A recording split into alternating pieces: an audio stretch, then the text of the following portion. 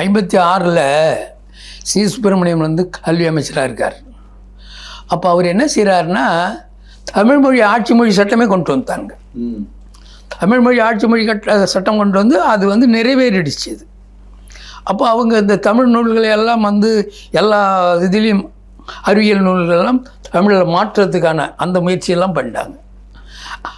அப்போ அவங்க வந்து அது அந்த நிலையே இருந்ததுன்னா தமிழ் இங்கே வந்து ஆட்சி மொழி வந்து அது வந்து நடைமுறைக்கு வந்திருக்கும்.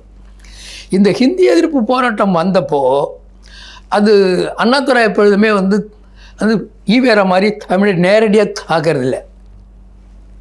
அதாவது அண்ணாதுரை வந்து அப்போ காட்டுமிராண்டி மொழிம்பார், எல்லாம் ஆங்கிலம் எல்லாம் வேலைக்காரெல்லாம் ஆங்கிலம் பேசுங்க, இந்த தமிழ் சனியனில் என்ன இருக்குது அப்படிங்கிறதுலாம் ஈவேராவுடைய பேச்சு. ஆனால் அண்ணாதுரை அப்படி கிடையாது, ஆங்கிலத்தை தூக்கி பிடிக்கிறது.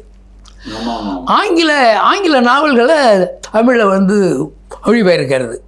அப்போது ஆங்கிலத்தை தூக்கி பிடிச்சி ஆங்கிலம் தான் பொது மொழி, ஆங்கிலம் தான் அறிவு மொழி அப்படின்னு சொல்லி இது வந்து மறைமுகமாக ஆங்கிலத்தை தூக்கி பிடிக்கும் மூலமாக தமிழ் அழிக்கிறது. அதுதான் அவங்களுடைய அந்த இருமொழி கொள்கை இருக்கு இல்லைங்களா. இருமொழி கொள்கையே அதான். தமிழ்நாட்டினுடைய முதன்மை ஆட்சி மொழி ஆங்கிலம், இரண்டாவது ஆட்சி மொழி கூட தமிழ் கிடையாது, இரண்டாவது ஆட்சி மொழிகளில் ஒன்று. ஆமாமா. அப்போ என்னன்னு சொன்னாக்க இந்த தமிழை அழித்ததில் ஈவேராவுக்கு என்ன பங்கு உண்டோ அதை விட கூடுதலான பங்கு அண்ணாதுரைக்கு உண்டு. அதை வந்து இவர் பின்பற்றிக்கிட்டார் கருணாநிதி. இப்போ எம்ஜிஆரும்